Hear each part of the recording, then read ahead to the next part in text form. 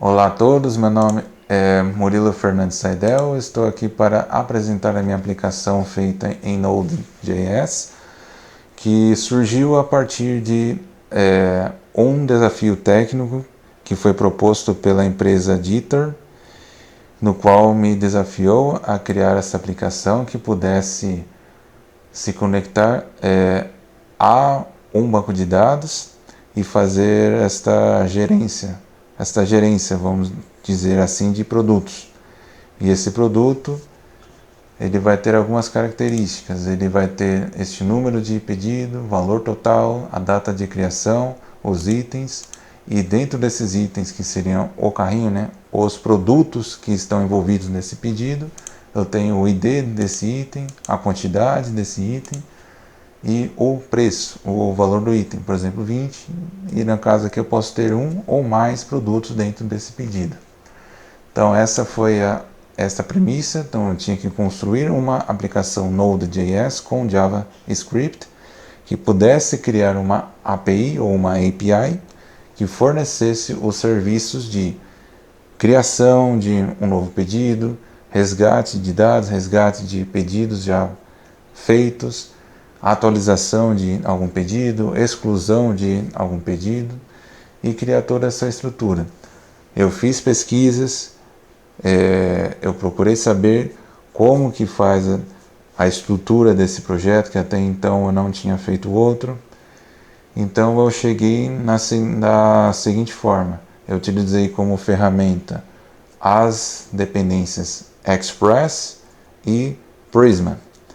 Através desses dois foi possível, e eu vou mostrar, criar esta API, mapear essas rotas, esses serviços e fazer com que elas se conectem ao banco de dados, neste caso, no cluster do MongoDB.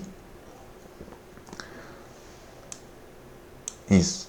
Que por sua vez está hospedando esse banco de dados chamado pedidos ou orders, que vai ter este documento de pedido, e através desse documento de pedido eu vou ter vários registros, usando exatamente aquela base de informações.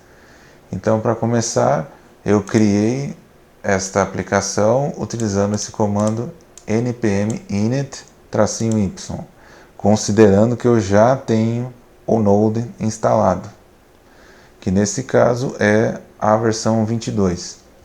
Então eu executei este comando no terminal CMD do próprio Visual Studio Code, e ele me gerou este arquivo, o package.json principalmente. Principalmente ele gerou esse arquivo, contendo as configurações desse projeto. O nome, a versão, a descrição e qual vai ser o arquivo JavaScript principal responsável por subir esta aplicação, esse servidor back-end. Vai ser esse arquivo server.js, que é esse arquivo que eu estou aberto aqui. Entre outras configurações, importante que a cada dependência, a cada ferramenta que eu instalo, ele vai ser uma dependência da minha aplicação back-end, que no caso eu estou usando o Prisma e Prisma Client e o Express. E aqui está em amarelo, porque na verdade era para dizer Common JS ou Module, que eu vou explicar daqui a pouco. Mas existem então duas formas de eu utilizar o Express.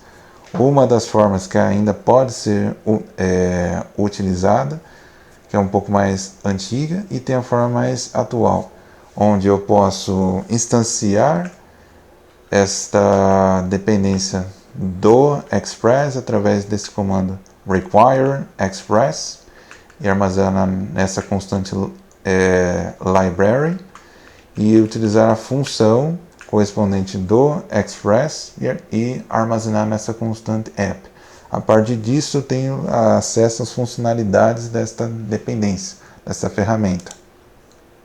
Mas antes eu tenho que instalar, né? Então npm install express, então eu tenho que instalar essa ferramenta e depois disso eu posso subir o meu servidor, utilizando esse comando node-watch server.js.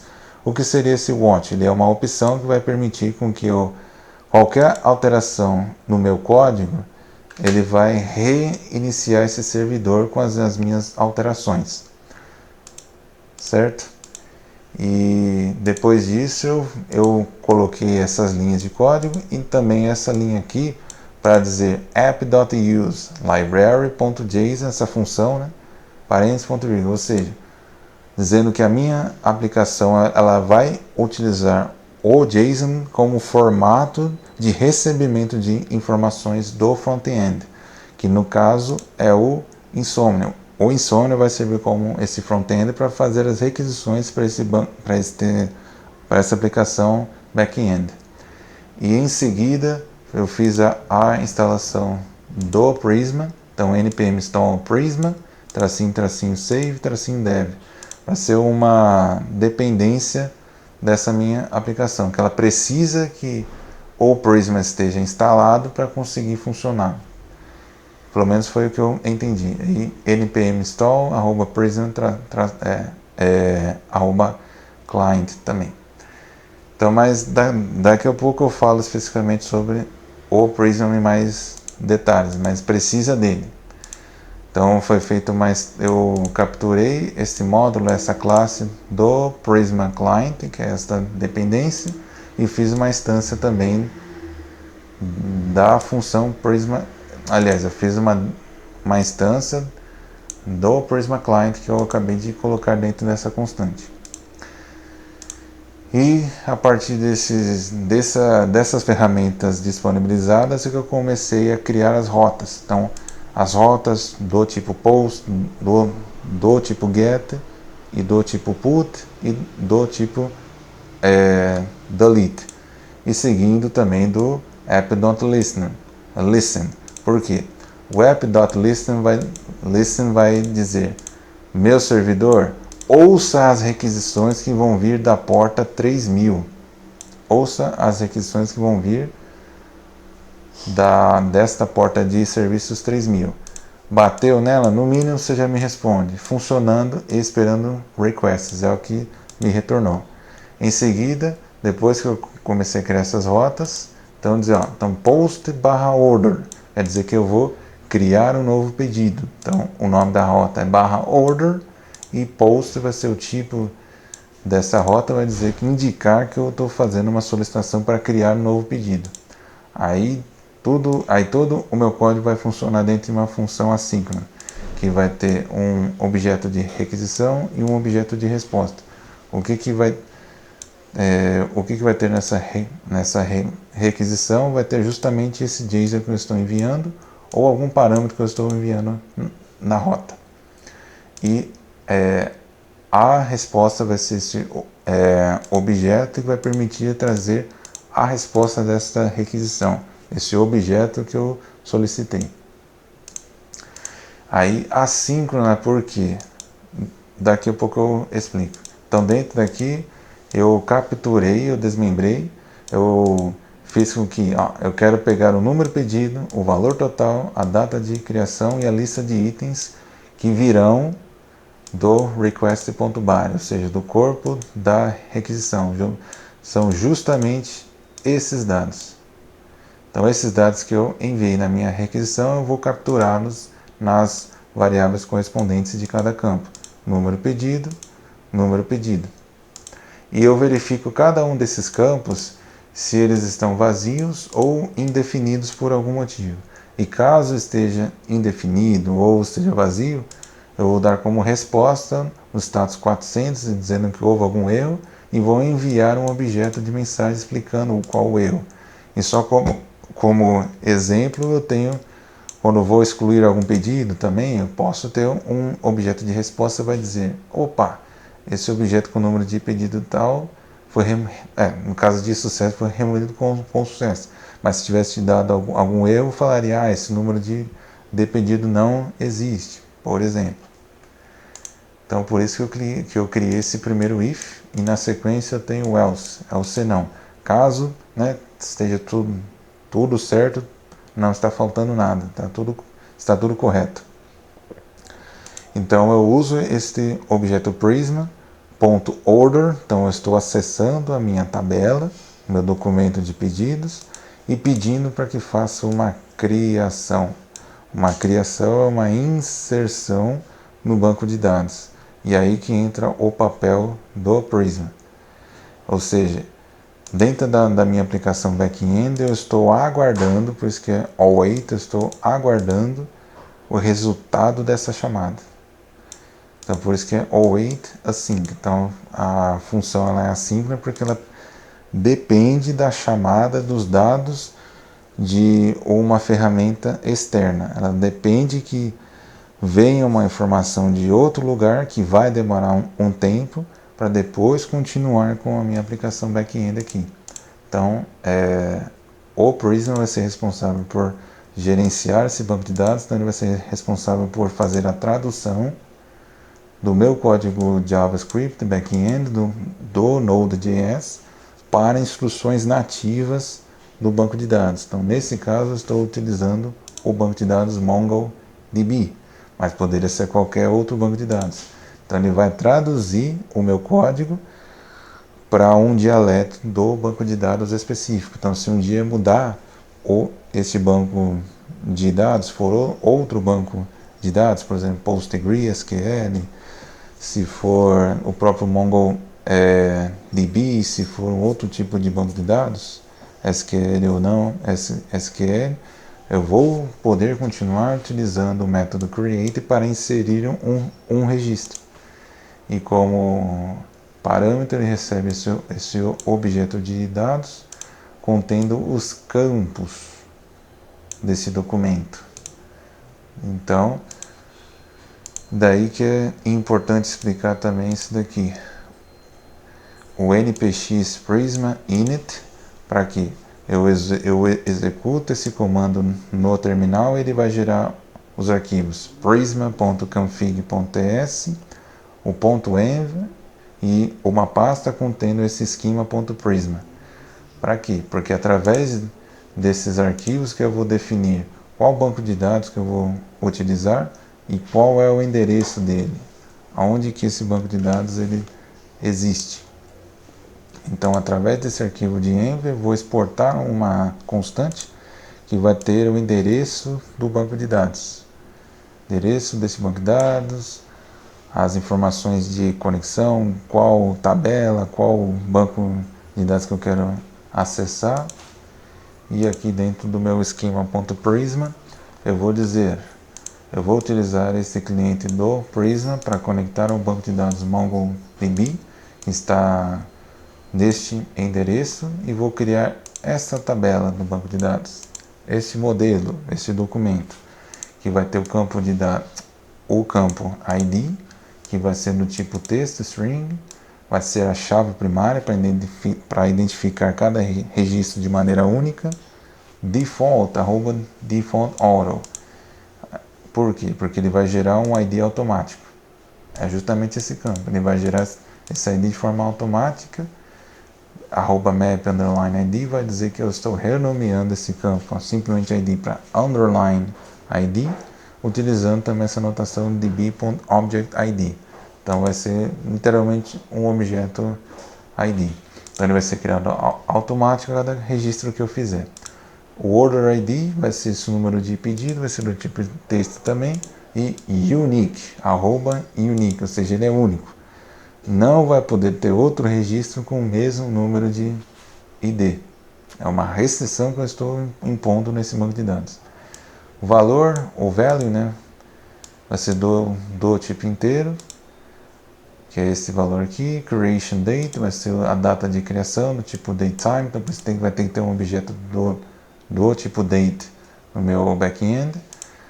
Items do tipo item colchete, então vai ser uma lista de objetos do tipo item, então como se fosse um tipo de classe onde pudesse ter instâncias dela contendo os campos product ID, quantity, price, ou seja, exatamente o ID do item, a quantidade do item e o valor do item, o preço.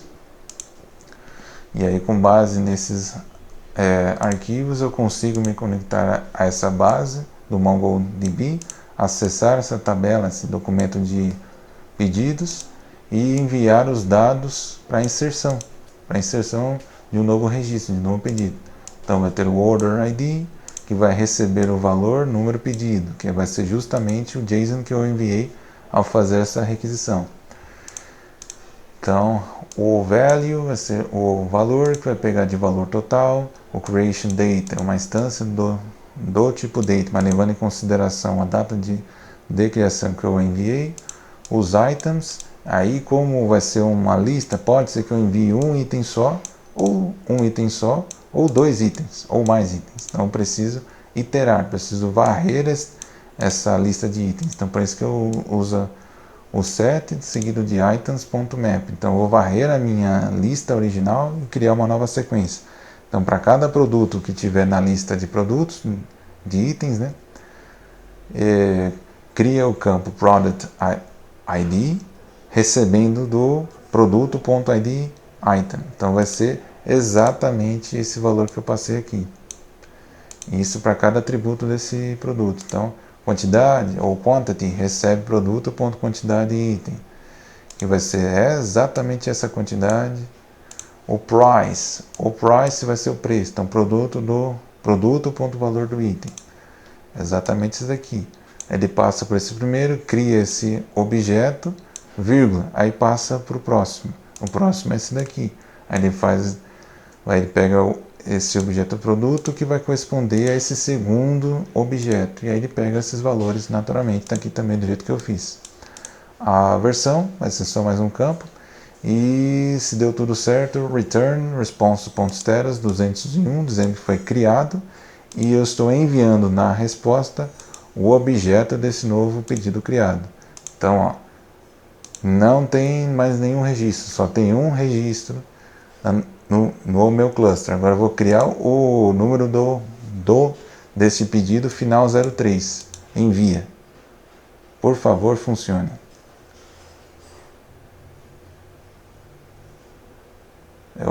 Foi. Ele demorou um pouco, mas ele funcionou. Então eu criei, então eu tenho a minha resposta 201 aqui em cima, então foi com base nessa linha. Eu criei um novo registro e ele me retornou este objeto. E aí, se olhar o banco de dados, aqui está. Eu tenho dois registros, o que eu acabei de criar e um outro que eu já possuía. Exatamente. Do jeitinho que eu coloquei aqui. Quantidade 1, preço 20. Então ele fez essa operação. A próxima operação que eu comecei a fazer foi de order/list, do tipo get. Então eu estou pedindo para receber dados, não para enviar necessariamente, estou pedindo para receber.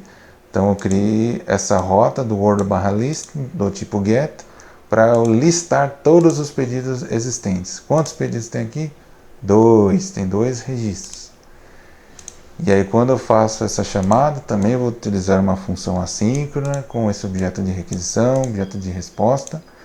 E eu vou criar uma constante chamada pedidos que recebe await, vai ter que esperar essa resposta no MongoDB, utilizar esse objeto prism, acessar a tabela de pedidos e find many, para ele encontrar muitos registros. Então equivale a um select asterisco from order, traduzindo para SQL. Então no final das contas ele acaba fazendo isso. Então ele vou usar esse método para que lá no banco de dados do MongoDB ele faça uma instrução para que eu execute essa busca por todos os registros desse documento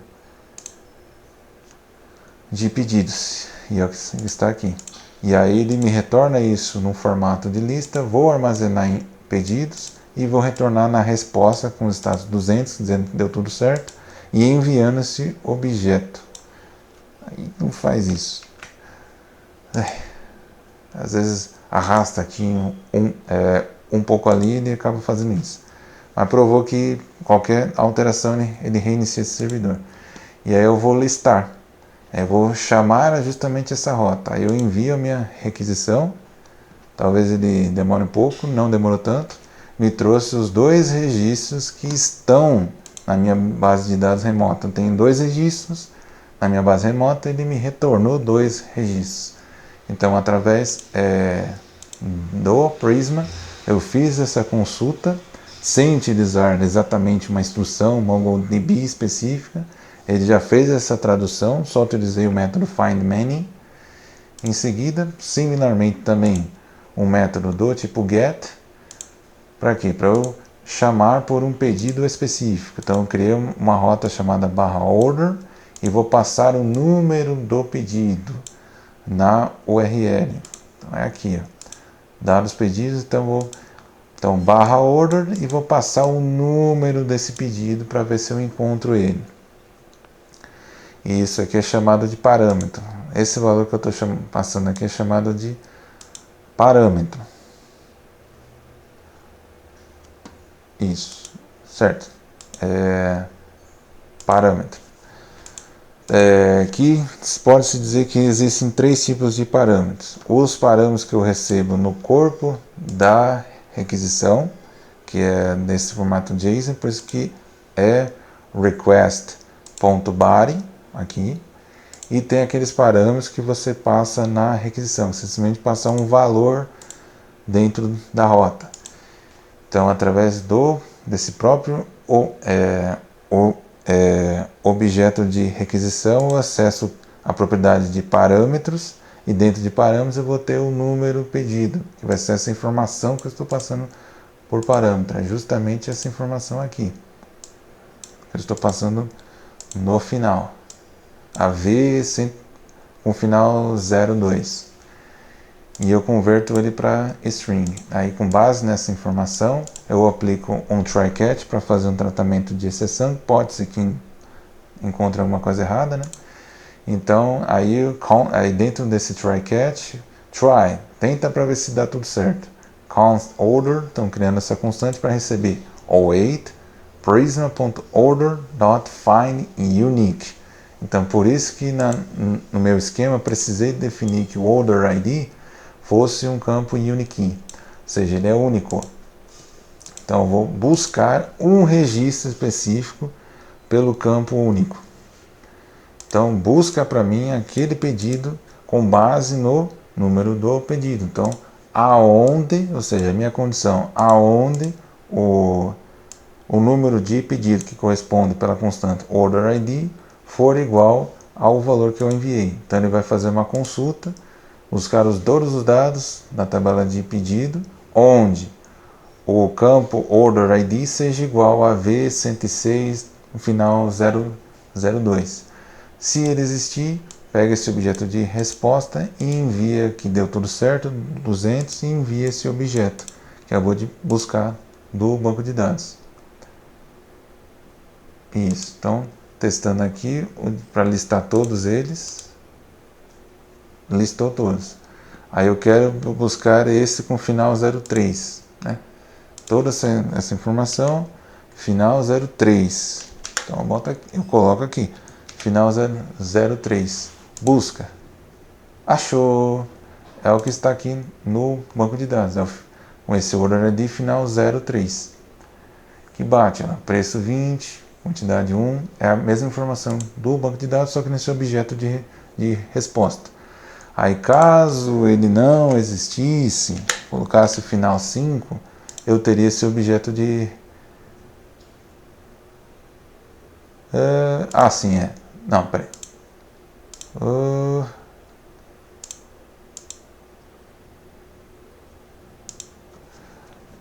Que nenhum corpo foi... Vamos ver aqui. Se eu colocar um que existe, tudo bem. Se não, colocar um que não exista, não foi retornado nenhum. Tudo bem. Por que ele fez desta forma? Eu estou na rota certa, né? Eu vou fazer uma chamada do tipo get para o servidor na porta 3000 pelo pedido de número tal. E se eu informar o certo, ele vai me trazer a informação. Se eu colocar um errado, ele está me retornando que nenhum corpo foi encontrado. Tudo bem. Aqui, por que aconteceu isso? Aí se eu coloco um que exista, ele volta tudo certinho. Peraí, calma. Um que exista. Aqui, voltou. É que às vezes ele dá essas falhas, mas ele está fazendo certo. Ele está buscando a informação que está no banco de dados. E agora eu vou passar um que não exista. Nobody returned 200. Então o que acontece? Ele buscou essa informação no banco de dados, tentou achar esse número de pedido e não achou. E quando ele não achou, ele simplesmente retornou ele vazio. Por quê? O que acontece é que isso não estourou uma exceção, isso não estourou um erro, propriamente dito. E isso até é bom ter acontecido para testar e comprovar que se eu fizer um if e um else, tem mais probabilidade de retornar essa resposta que eu quiser, positiva, né, 201 ou 200, ou negativa, 400. Porque pode ser que estoure uma exceção ou não. Nesse caso não estourou, por isso que não retornou no campo cat. O cat vai pegar o erro da exceção que estourou. Só que ao invés de simplesmente new error, eu estou utilizando esse objeto de resposta 400 para dizer que não foi encontrado, para voltar um objeto de resposta. Que nesse caso ele não estourou, porque não estourou uma exceção, por isso que ele não caiu aqui, mas se eu tivesse feito um if else, ele teria estourado essa exceção. Então fica como um ponto a melhorar. Então ao invés de tentar com try catch, nesse caso específico, eu vou fazer um if else, para que if o campo order ele for igual a indefinido, ou ele estiver vazio, estiver nulo, eu vou enviar o 404. Se não, se estiver tudo certo, ele fez a consulta, tem lá esse dado, return 200. Mas a lógica é, entre aspas, a mesma. Eu vou buscar, se eu achei, eu envio 200, deu tudo certo, eu envio esse objeto. Se não, eu envio 404, que não foi encontrado e vai ser dentro desse objeto.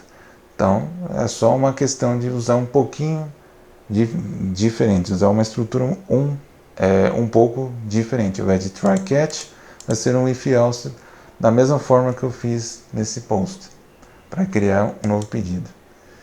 Depois, certo, então aqui eu consigo buscar um novo, eu consigo buscar um que já exista. Se eu colocar o certo, eu tenho essa informação. Se eu for buscar por todos, eu também tenho essa informação. E daí eu posso atualizar também um pedido que já exista. Então eu coloco o app.put. O put, ou seja, para atualizar. Por que atualizar? Se eu enviar essa informação uma vez ou múltiplas vezes, o resultado vai ser o mesmo. Vai ser o objeto do banco de dados atualizado com as informações que eu passei. É isso. Agora, se cada nova passagem de JSON que eu fizer aqui, eu gerar algum resultado diferente, aí seria um post, né? Por exemplo. É isso. Aí da mesma forma, /order, o número desse pedido, e async, para ser uma função assíncrona.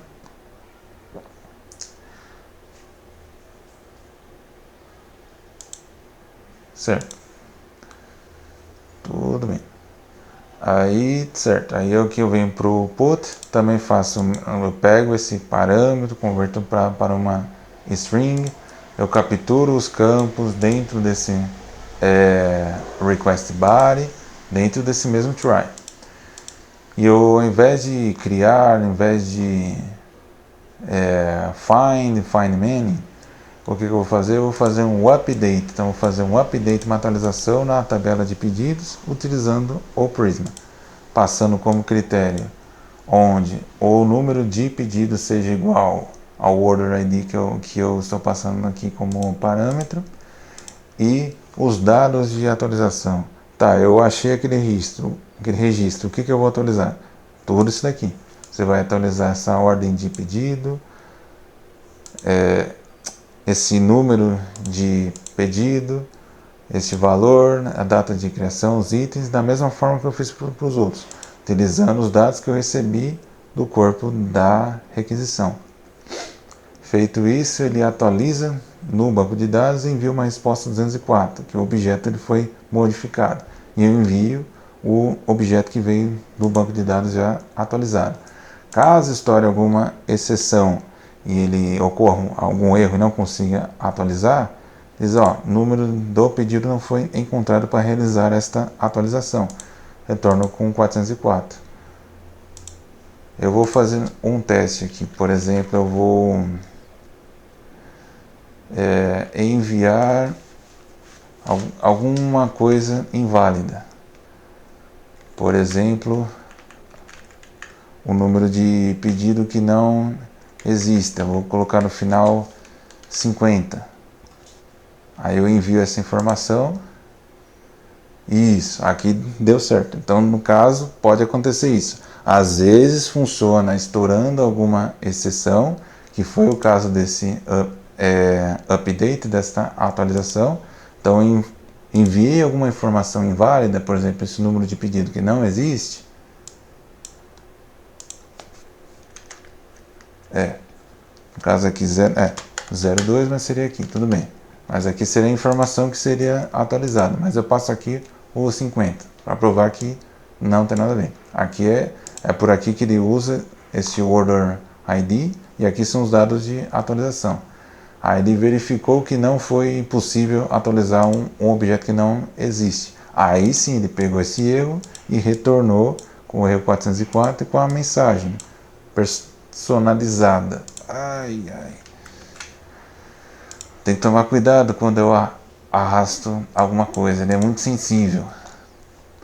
Tudo bem, ele retornou aqui 404, ó, o número do pedido não foi encontrado para realizar essa atualização. Então deu errado. Então, quais são os registros que eu tenho aqui? Eu tenho esses dois registros, isso não mudou. Então vou mudar esse pedido 03 e ele vai ser final 050. Então eu mando aqui no Order ID final 03, que é o número de pedido que existe, que é esse segundo registro, e eu vou atualizar para dizer, ó, você agora é 50, final 50, e vai receber esses outros valores aqui. Vamos ver se vai funcionar. Funcionou, 204, porque o código não está errado. Às vezes acontece de ter algum erro, mas por parte do próprio back-end, mas o código em si está certo, tanto que resolveu certo, que eu enviei um Order ID, um número de pedido que existe dentro do meu endpoint, fazendo uma requisição do tipo put, e eu alterei as informações, os mesmos campos, mas eu alterei os valores. E aí, com tudo dando certo, ele realmente fez essa atualização no banco de dados com base nesses novos dados, nesse novo JSON, e retornou o status 204. No content, ou seja, deu certo o que você pediu, foi atualizado, mas não voltou nenhum conteúdo. Aí o send order atualizado, um pedido, as informações atualizadas. Mas, pelo status que eu escolhi, que foi 204 de no content, ele não enviou essa resposta. E aí, se eu consultar no banco de dados, esse final 03 se tornou 050. Tá vendo? 050, valor 300. Nessa data aqui, ó, 2027. Isso aqui já é questão de fuso horário, tá? Objeto, ó, produto X, produto B, ó, exatamente com os valores que eu coloquei aqui. Então, às vezes, pode ser que o cat funcione, pode ser às vezes que não. Aí o que é interessante, fazer um if else, assim como eu fiz nesse primeiro. Exatamente. Então, se eu voltar aqui para criar pedido e colocar aqui que esse ID aqui ele é vazio e tentar me criar mesmo assim, olha o que vai voltar para mim. É exatamente o que eu programei. Se o número de pedido tiver vazio, ele está vazio. Retorna essa resposta. Deu erro, 400. Você errou alguma coisa. Está aqui, algum dos valores não foi preenchido. E realmente não foi. Então, às vezes, precisa colocar um try catch, talvez já resolva, mas às vezes precisa colocar um if else para comparar, para verificar essa condição. Indo para a última operação, que é o de exclusão. Da mesma forma, só que do tipo delete, então o verbo HTTP é delete, ou seja, para excluir. Mesma coisa, barra order, barra o número de pedido. Então tem que informar qual é o pedido que eu quero excluir. Função assíncrona, objeto de requisição, objeto de resposta. Eu capturo esse order ID através do request, esse objeto de requisição, .params, número de pedido, que é o que estou buscando, .toString, só para garantir que vai ser um texto. E aí com isso eu faço um try catch. Então, a minha constante, pedido excluído, recebe await prisma.order, então vai mexer com a tabela de pedidos, .delete, para excluir. O método delete vai gerar uma instrução lá no MongoDB para excluir esse registro do banco de dados, onde, where, o campo order ID seja igual ao parâmetro que eu enviei. Aí se deu tudo certo, vai ser resposta com status 200, enviando esse objeto de mensagem dizendo, ó, esse objeto com o número de pedido tal foi removido com sucesso. Se não, se houve algum erro, estourou alguma exceção, 404. Não foi encontrado e envia esse objeto com essa informação. O número do pedido não foi encontrado para realizar a exclusão. E como teste, agora eu vou excluir. Não vou excluir, eu só preciso saber desse ID. Passou esse ID, eu sei qual que é esse registro e eu consigo atualizar. Aí eu vou passar um que não exista, com final 12, por exemplo. 12, final 12. Isso, agora atendeu, estourou essa exceção. Então, às vezes pode estourar, às vezes não. Então, às vezes é necessário um try catch, já resolva. Às vezes é necessário fazer um if else, que é o caso daquele get. Então, a lógica estava certa, mas a estrutura que eu escolhi não funcionou exatamente. Então, eu preciso fazer um if else. Mas, tudo bem. No máximo é isso, ou no máximo as posições de cada função ali pode estar na frente uma da outra, mas são possibilidades. Mas está funcionando em si o método, a funcionalidade está funcionando. Então, eu tentei excluir um pedido que não existe. Eu passei um order ID, um número de pedido que não existe. Então, opa, caiu no error, então retorna 404, não encontrado. Mensagem, está aqui, número do pedido não foi encontrado para realizar a exclusão. Agora eu vou passar um que exista. Por exemplo, esse final 50. Então, final 50, eu quero excluir. Excluiu, 200, ok. Então, o meu código está certo. Então, ele achou aquele pedido com final 50, excluiu e me retornou como status 200, dizendo que foi com sucesso e com a informação correta. Ó, o objeto com o número de pedido, order ID, que foi que eu concatenei aqui, final 50, foi o que eu passei aqui, foi o que eu passei aqui, não altera nada, foi o que eu passei aqui, foi removido com sucesso. Aí olha lá na base de dados. Ele realmente foi excluído, só ficou aquele dado que eu já tinha. Eu tinha feito essa consulta antes que tinha esses dois registros. Agora eu vou fazer a consulta de novo para o MongoDB e ele vai me retornar o dado atualizado. Só tem aquele número de pedido com final 01. Então, de fato, ele excluiu. Então, era este os objetivos deste desafio, que era criar esta estrutura, criar essa aplicação Node.js, que eu fiz uso das ferramentas Express para criar esses endpoints e da ferramenta Prisma para fazer essa conexão com o banco de dados e fazer a tradução para o dialeto daquele banco, para fazer a operação conforme as instruções daquele banco, mas eu continuo utilizando o mesmo código JavaScript, o mesmo back-end, da maneira que está, independente de qual seja o banco de dados. Essa é a vantagem do Prisma. E aí, porque precisa instalar, ter esse Node.js instalado, ter essas ferramentas instaladas. E como eu mostrei aqui, precisa do npx Prism init para ele gerar esse esquema do banco de dados, aliás, para ele gerar esses arquivos, né, de prism.config.ts, criar essa pasta prism, então schema.prism, criar esse arquivo env, para quê? Para se conectar com esse banco de dados, MongoDB, por exemplo, ter o esquema, o modelo de banco de dados, quais são as tabelas que vão ficar lá, e npx Prisma Generate, então ele vai criar essa estrutura e no mesmo terminal eu posso fazer um npx Prisma db push, então ele vai pegar esse modelo, esse esquema do Prisma e enviar para o MongoDB, e é daí que ele consegue ter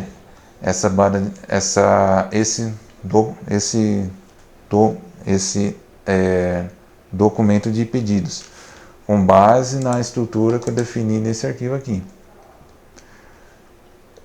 Ele consegue criar. E um outro comando que eu posso utilizar, o npx Prisma Studio. Criar mais um cmd aqui. Não é PowerShell, é cmd, Command Prompt. Excluir ele. E daí eu posso executar esse comando, npx Prisma Studio. E aí, similarmente ao banco de dados H2 lá no Java Spring Boot, eu consigo ter uma aplicação já pré-pronta, do qual eu consigo consultar esses dados do meu banco de dados sem que necessariamente eu precise ir no meu MongoDB, no site, na plataforma deles. Com essa aplicação, ele permite criar esse servidor local que vai permitir eu acessar esse banco de dados, esse esquema de banco de dados que eu criei. E aí com isso eu consigo utilizar localmente sem que necessariamente eu precisasse entrar na minha conta do MongoDB dentro desse cluster, acessar o meu banco de dados orders e acessar esses documentos. Eu consigo ter acesso às mesmas informações, eu consigo adicionar novos registros, eu consigo excluir algum registro. Então, entre aspas, vamos dizer assim, a mesma visão que eu tenho aqui no MongoDB, na plataforma deles, eu tenho localmente também, através do Prisma Studio, através desse comando no CMD. Bom, era isso que eu queria demonstrar e mostrar, que eu fiz essa aplicação e todos os passos que eu segui dentro dessa lógica que eu fui criando com base nas pesquisas e na busca de conhecimento que foi feita. Que eu não conhecia tanto de Node.js, mas eu conheço o Angular, eu conheço um pouco de